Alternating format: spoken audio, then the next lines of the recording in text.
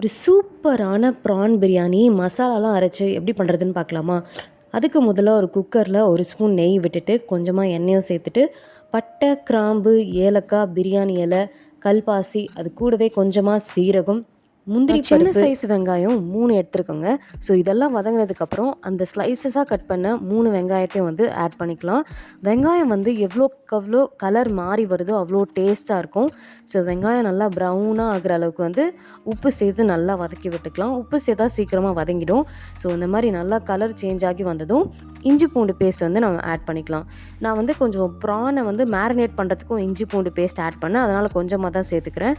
So இஞ்சி பூண்டு paste add பண்ணிவிட்டு அதோட பச்சை வாசனை போகிற அளவுக்கு நல்லா வதக்கி விட்டுக்கலாம்.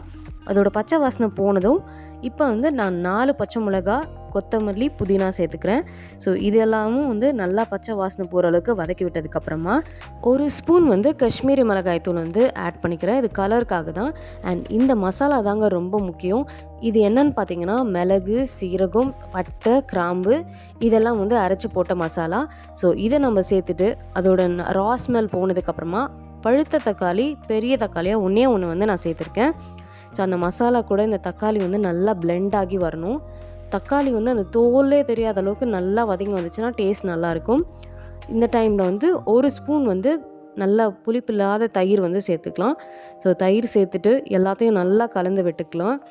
ஒன்றோட ஒன்று இந்த மசாலா, தயிர், தக்காளி எல்லாம் ஒரு சேர நல்லா கலந்து வரணும்.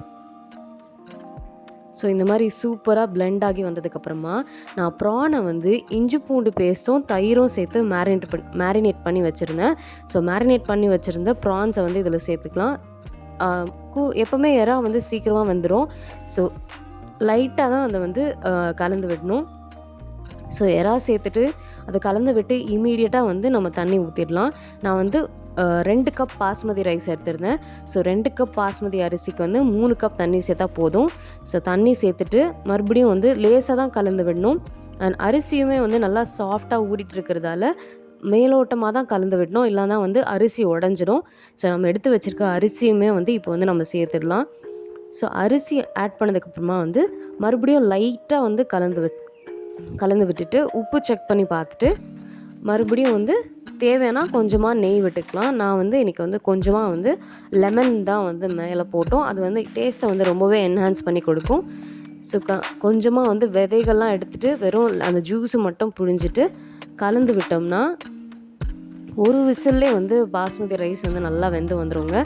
ஸோ ஒரு விசில் போட்டுட்டு எடுத்து பார்த்தோம்னா வேறு லெவலில் வந்து பிரியாணி வந்திருக்கோங்க. அண்ட் பார்க்கவே ரொம்ப சூப்பராக இருக்குல்ல. அந்த பிரியாணி ரைஸ்லாம் ரொம்ப குச்சியாக நல்லா சூப்பராக வந்துருந்துச்சுங்க. ரைஸ் வந்து பிரேக்கே ஆகலை. ஸோ நல்லா வந்துருந்துச்சு. விசில் வந்த உடனே கேஸ்லேருந்து உடனே வந்து அந்த குக்கரை வந்து எடுத்து கீழே வச்சிடணும். இல்லைனா அடி பிடிக்கிறதுக்கு நிறைய வாய்ப்பு இருக்குது. ஸோ உடனே எடுத்து நாங்கள் கீழே வச்சுட்டோம். எவ்வளோ சூப்பராக வந்திருக்கு பாருங்கள். எறாவும் நல்லா சூப்பராக வந்து அந்த மசாலாலாம் மேரினேட் ஆகி வேறு லெவலில் வந்திருக்கு. டேஸ்ட்டுமே அல்டிமேட்டாக இருந்துச்சுங்க. நான் சூப்பராக என்ஜாய் பண்ணேன்.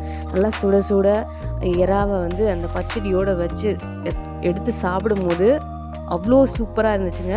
கண்டிப்பாக நீங்களும் இதே மாதிரி மசாலாலாம் அரைச்சி ட்ரை பண்ணி பாருங்கள். வேறு லெவலில். யாருக்கெல்லாம் ப்ரான் பிரியாணி ரொம்ப பிடிக்கும்னு சொல்லிட்டு மறக்காமல் கமெண்ட்டில் சொல்லுங்கள்.